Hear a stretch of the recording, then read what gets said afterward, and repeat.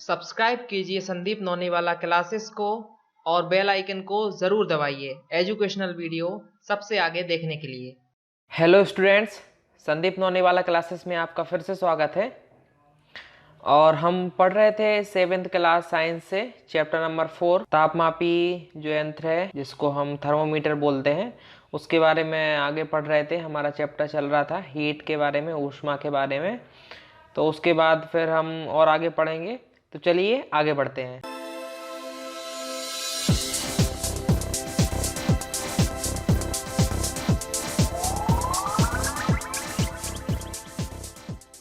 अब हम आगे पढ़ेंगे प्रयोगशाला तापमापी के बारे में।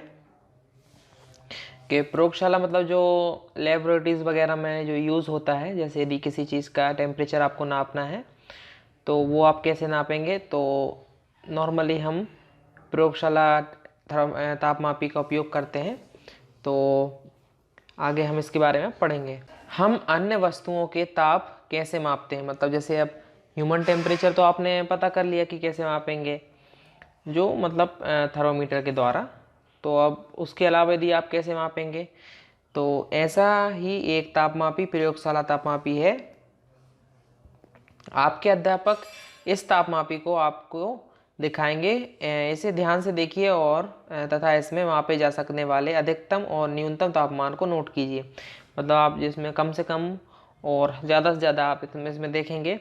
जैसे इसमें टेम्परेचर इसमें जो बता रहा है, इसमें 110 ये पॉइंट ऊपर जो सबसे दिखा रहा है, 110 जो है हाईएस्ट वाला इसमें टेम्परेचर है, और 10 वाला जो टेम्परेचर है वो लोएस्ट वाला 10 डिग्री सेल्सियस। जैसा आपने डॉक्टरी थर्मामीटर में किया था, ठीक उसी प्रकार इस तापमापी के भी किसी सबसे छोटे भाग द्वारा दर्शाए जाने वाले ताप का मान ज्ञात कीजिए। तापमापी द्वारा दर्शाए गए ताप को ठीक ठीक पढ़ने के लिए आपको ताप के एक मान की आवश्यकता होती है। मतलब जैसे आपको उसमें जो जानना है, तो जो तापमान है उसको आप अच्छे से जो है अच्छे से पढ़ने की आवश्यकता होती है। तो विभिन्न प्रयोजनों के लिए विभिन्न प्रकार के तापमापी उपयोग किए जाते हैं। मौसम की रिपोर्ट दिए गए तथा न्यूनतम तापों के लिए अधिकतम न्यूनतम तापमापी का उपयोग किया जाता है। मतलब जैसे आपने देखा होगा, फॉर एग्जांपल आप न्यूज़ चैनल देखते हैं जो, तो उसमें जैसे बताते हैं कि यहाँ का तापमान अधिकतम इतना है और न्यूनतम इतना है। तो उसके लिए जो थर्मामीटर जो उपयोग किए जाते हैं टेम्परेचर जो नापने के लिए, वो है अलग प्रकार के रहते हैं। और जैसे ये तो मौसम की रिपोर्ट हो गई, आप कभी न्यूज़ चैनल में देखेंगे तो उसमें बताते हैं बरसात के टाइम पे भी, और हमेशा ऐसे भी बताते हैं कि अधिकतम और न्यूनतम ये मतलब नापने के लिए अलग उपयोग किया जाता है। आइए अब हम देखते हैं कि तापमापी का उपयोग कैसे करते हैं। अब अपन को पता चल गया कि तापमापी क्या होता है, अब हमें पता करना है कि उसका उपयोग कैसे करते हैं। अब जैसे हमें जो है वाटर का नापना है ताप, तो हम कैसे नापेंगे।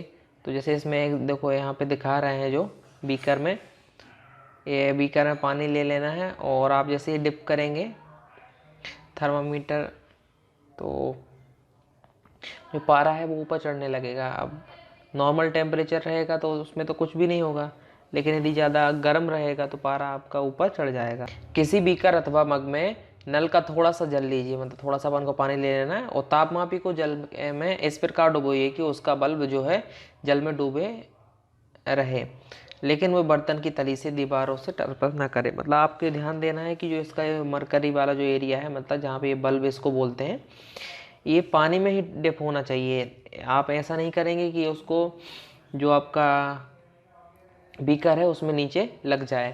तो इसको अच्छे से ध्यान से देख लेना है। और उसके बाद तापमापी को जल में ऊर्ध्वाधर रखते हुए इसमें पारे के तल की गति को देखिए। मतलब हमें देखना है नीचे तरफ में जो पारा है वो कैसे ऊपर बढ़ रहा है। अब तब तक प्रतीक्षा कीजिए कि जब तक नली के में पारे का तर एक स्थिर ना हो जाए। मतलब जब तक वो एक लाइन जैसे ऊपर जब बढ़ता रहेगा, एक जगह पे जब तक रुक जाएगा वो उधर तक आपको देखना है। फिर उसके बाद तापमापी का पाठ्यांश नोट कीजिए। यह समय जल का ताप है। मतलब जब आपको उस टाइम लेवल आ जाएगा तब आप समझ जाइएगा कि ये उसका तापमान है।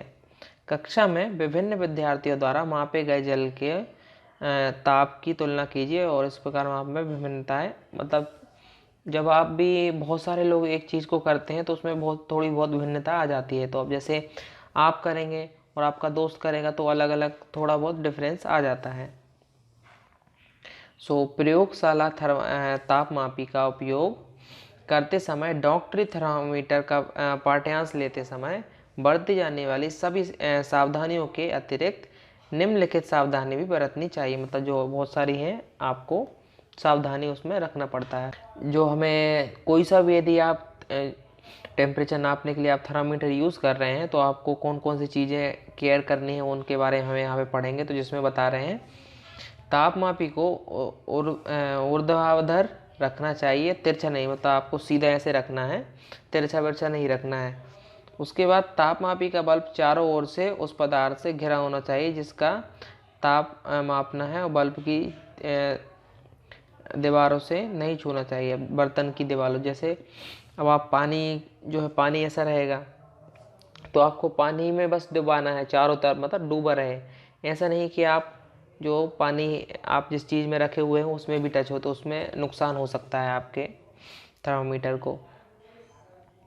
तो अब जैसे उसमें बूझो पूछ रहा है, बूझो को अब समझ में आ गया है कि उच्च तापों को मापने के लिए डॉक्टरी थर्मामीटर का उपयोग क्यों नहीं करना चाहिए। लेकिन वह अब भी उलझन में है कि क्या प्रयोगशाला तापमापी द्वारा उसके शरीर का तापमान मापा जा सकता है। मतलब अब आपके मन में भी डाउट आएगा कि अब उसमें भी 10 डिग्री सेल्सियस से आप 110 तक नाप सकते हैं, तो क्या हम अपने शरीर का नाप सकते हैं या नहीं, अब हम चेक करेंगे।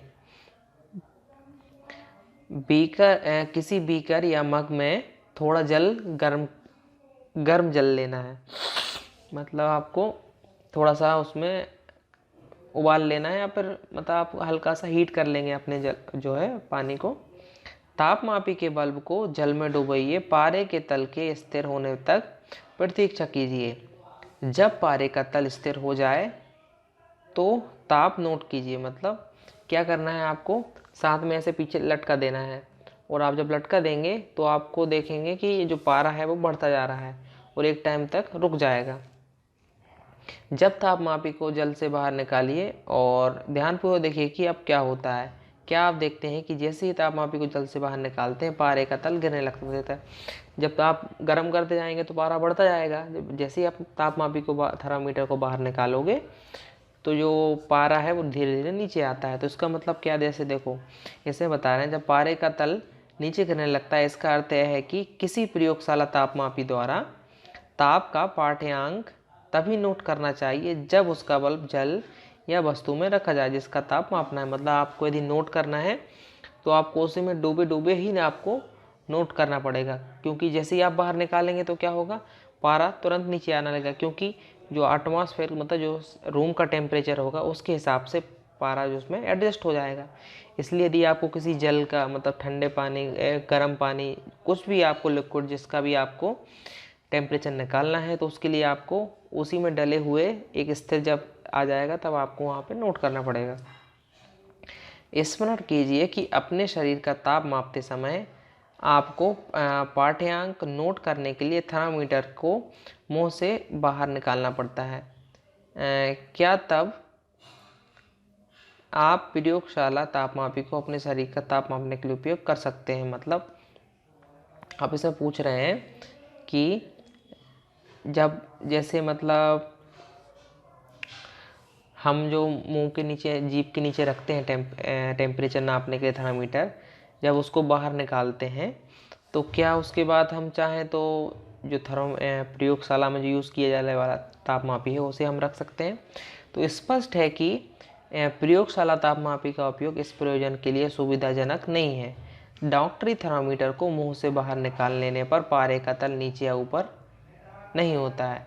किसी डॉक्टरी थर्मामीटर का फिर से परीक्षण कीजिए और आप बल्ब के पास कोई किंग देखते हैं। मतलब देखो यहाँ पे दिखा रहे हैं, एक डॉक्टरी थर्मामीटर में एक विभंग होता है, ये देखो यहाँ पे दिखा रहे हैं। जो विभंग का क्या लाभ है, यह पारे के तल को अपने नीचे गिरने से रोकता है। मतलब एक जो यहाँ पे बना हुआ है ये पारे को नीचे इतना नहीं आने देता है, क्योंकि यही वजह है जिसके कारण हम डॉक्टी थर्मामीटर का उपयोग करते हैं अपने शरीर का टेम्परेचर नापने के लिए। अब आपको क्लियर हो गया होगा कि हम प्रयोगशाला वाला थर्मामीटर क्यों उपयोग नहीं करते हैं, क्योंकि उसमें जैसे ही आप लिया आपने प्रयोगशाला वाला और आप जैसे ही बाहर निकालोगे तो तुरंत टेम्परेचर जो है बाहर आ जाए, मतलब गिर जाएगा। इसलिए इसमें जो देखो इसमें लिखा हुआ है ये उसको पारे को नीचे नहीं आने देता। इससे जो है हम टेम्परेचर जैसे नापते हैं उसके बाद उसमें नोट हो जाता है। तापमापी के पारे के उपयोग के लिए विषय में अनेक चिंताएं हैं। तो पारा एक विषाक्त पदार्थ, यदि तापमापी टूट जाए तो इसका निपटान अत्यंत कठिन है। आजकल अंकीय तापमापी उपलब्ध हैं, इसमें पारे का उपयोग नहीं होता। इसे हम कहते हैं डिजिटल थर्मामीटर। और आजकल बहुत सारी अलग अलग कंपनियों के आते हैं, 100 रुपये के अंदर 150 के अंदर में अच्छे से अच्छा थर्मामीटर आ जाता है, जिसको आप आसानी से नाप सकते हैं। साइड में या फिर जीप के अंदर आप रख के आसानी से आपका टेम्परेचर नाप सकते हैं। अब हम इंग्लिश में बात करते हैं लेबोरेटरी थर्मामीटर या फिर लैब थर्मामीटर। आप जो भी आपको चाहे तो आप बोल सकते हैं, मतलब आसानी से आपको जो भी रहे। तो अब हम आगे पढ़ेंगे कि इसके बारे में इंग्लिश में। अभी तो आपने हिंदी में पढ़ लिया, और अगर आप चाहते हैं तो इसको आप स्कूल में भी, जो आपके स्कूल वगैरह हैं वहाँ पे भी आप देख सकते हैं। बहुत सारे ऐसे जो थर्मामीटर दिए रहते हैं, आप उनकी सहायता से, और ये जो एक्सपेरिमेंट इसमें दिए हैं आप आसानी से कर सकते हैं। केमिस्ट्री लैब वगैरह में आसानी से मिल जाते हैं, और आप रिक्वेस्ट करेंगे तो टीचर जो है ज़रूर दिखा देंगे आपको। और अगर आप वीडियो में मतलब नए हैं देखने वाले, तो वीडियो पसंद आती है तो आप ज़रूर लाइक कीजिएगा, और दोस्तों को चाहे तो बिल्कुल शेयर कर सकते हैं आराम से, और सब्सक्राइब जरूर कर लेना अगर नए हो तो। हम लेबोरेटरी थर्मामीटर के बारे में बात कर रहे थे। How do we measure the temperature of the other objects. अब दूसरे जो ऑब्जेक्ट्स हैं उनका हम टेम्परेचर कैसे मेज़र करते हैं, मतलब हमने शरीर का टेम्परेचर तो नाप लिया, उसके बाद हमें पता करना है कि हम बाकी चीज़ों का टेम्परेचर कैसे मेज़र करते हैं।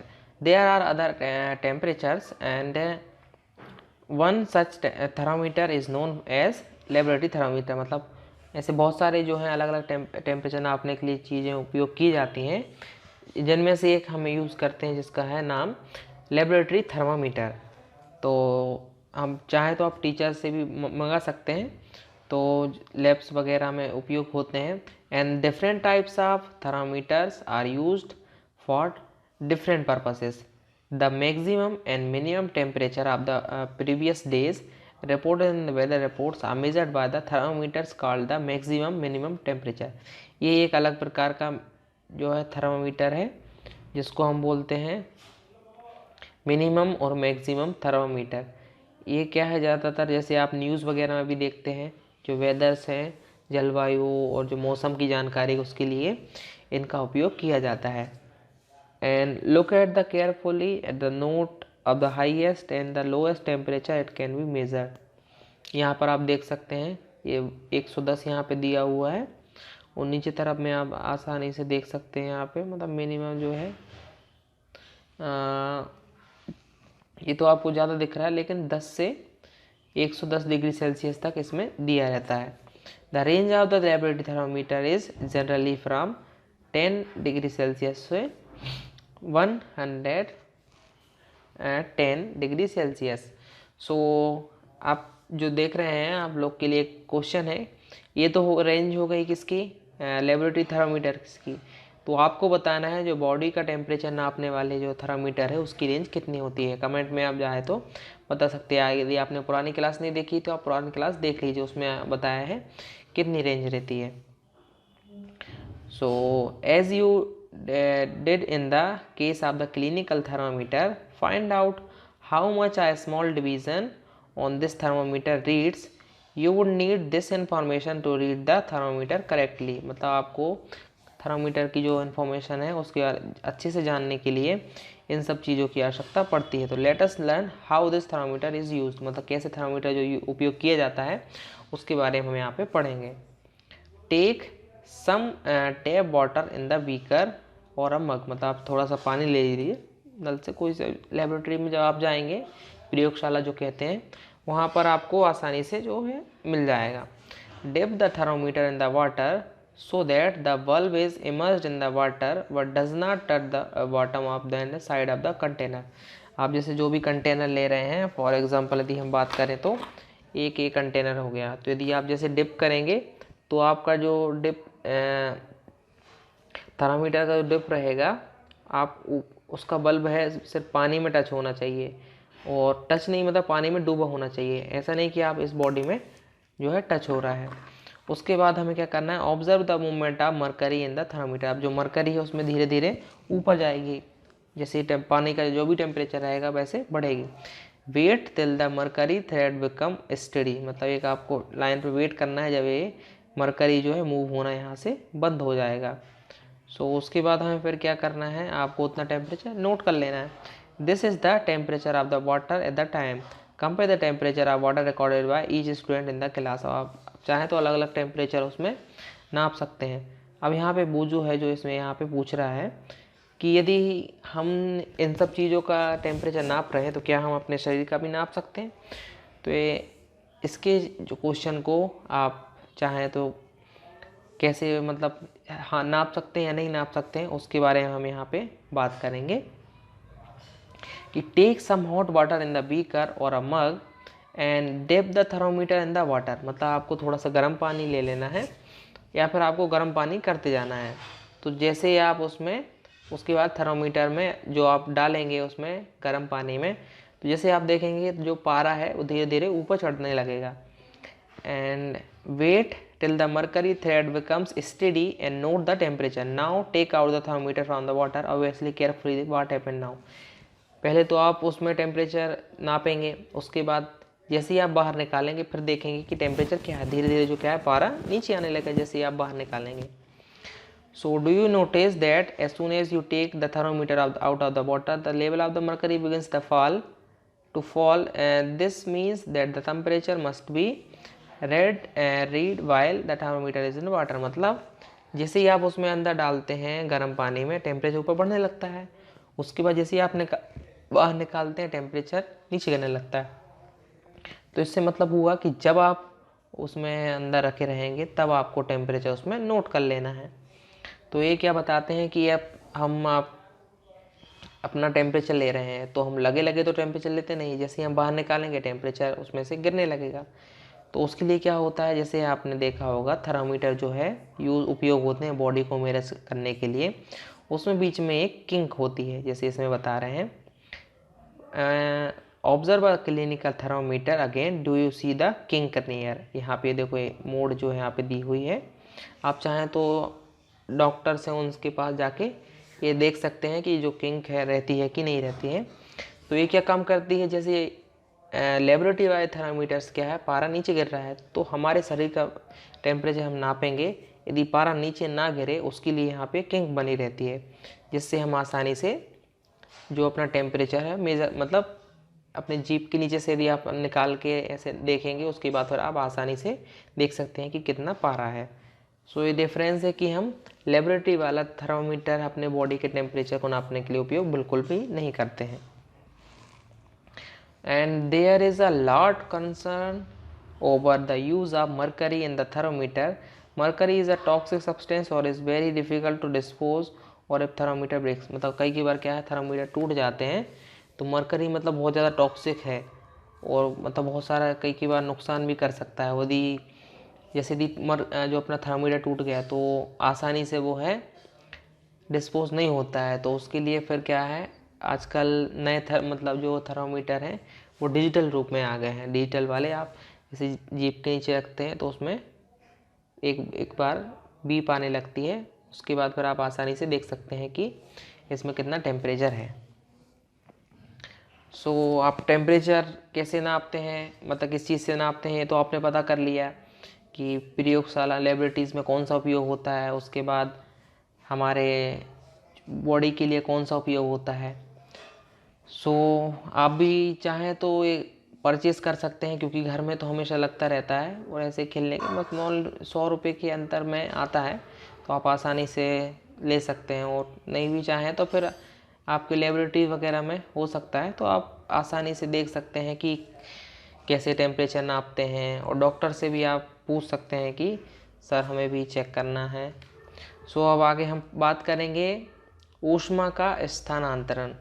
और आप लोग बुक से यदि साथ साथ पढ़ रखते जाएंगे तो आप जो हाईलाइट इसको साथ साथ में हाईलाइट करते रहोगे तो बाद में आपको परीक्षा में दिक्कत नहीं होगी। संभवतः आपने देखा होगा कि जब किसी बर्तन को ज्वाला पर रखते हैं तो वह तृप्त हो जाता है। इसका कारण है कि ऊष्मा ज्वाला से बर्तन की ओर चली जाती है। जब बर्तन को ज्वाला से हटा देते हैं तो यह धीरे धीरे ठंडा हो जाता है। मतलब जैसे आप बर्तन को अपने, अच्छा से एग्जांपल दे, बर्तन को आपने, खाली बर्तन को आपने गैस पे रखा और गैस चालू है तो क्या होगा, धीरे धीरे बर्तन गर्म हो जाएगा। और जैसे आप स्टोव बंद करके इधर रख देंगे गैस को तो क्या होगा, जो धीरे धीरे बर्तन ठंडा हो जाएगा। तो गर्म क्यों हुआ, क्योंकि जो हीट है वो वहाँ से ट्रांसफ़र होके उसमें आ गई तो वो ठंडा हो गया, गर्म हो गया। और जैसे ही आप उसको अलग करेंगे तो वो धीरे धीरे ठंडा होने लगेगा। तो हम बात करते हैं कि यह ठंडा क्यों हो जाता है। ऊष्मा बर्तन से परिवेश की ओर स्थानांतरित हो जाती है। इस प्रकार आप समझ सकते हैं कि दोनों स्थितियों में ऊष्मा गर्म वस्तुओं से ठंडे की ओर प्रभावित करती है। अब देखो इसमें ये सबसे बड़ा, इसमें आप चाहें तो अंडरलाइन कर सकते हैं कि ऐसे भी बताते हैं कि गर्म जगह से ठंडी जगह पर जो है ऊष्मा जाती है।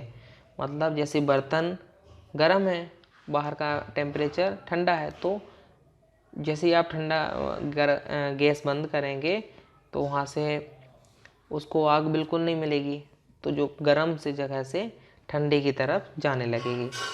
वास्तव में ऊष्मा सदैव गर्म वस्तु से अपेक्षाकृत ठंडी वस्तुओं को प्रभावित करती है। मतलब हमेशा जो है गर्म जगह से ठंडी तरफ जाती है। पहेली जानना चाहती है क्या इसका यह है अर्थ कि यदि दो वस्तुओं का ताप समान हो तो ऊष्मा स्थानांतरित नहीं होगी। अब इसके बारे में बात करेंगे कि यदि दोनों जगह जब एक जैसा है तो टेम्परेचर, तो क्या ऊष्मा ट्रांसफ़र होगी या नहीं होगी। तो ऊष्मा किस प्रकार स्थानांतरित होती है, आइए हम इसकी खोज करते हैं। हम इसके बारे में बात करते हैं कि कैसे जो है